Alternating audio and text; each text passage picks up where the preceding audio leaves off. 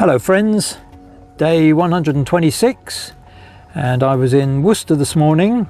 I stayed at the Travel Lodge last night and did indeed eat all I could eat for their breakfast this morning, which stood me in good stead because I didn't need to stop for a while. And I've come to Tewkesbury to meet up with my friend Nigel, and you're going to meet my friend Nigel shortly. But before that, let me just tell you that I've been on the Severn Way all day, and the Severn Way has been pretty good. Lots of nice open fields and good views across the river, and I've enjoyed it.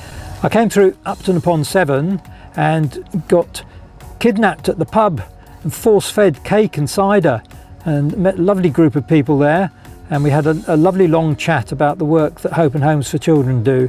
So I do hope that one of the things that comes out of this walk is that a few people along the route become lifelong devotees to the charity, as I've been, and hopefully it's helping to spread the word.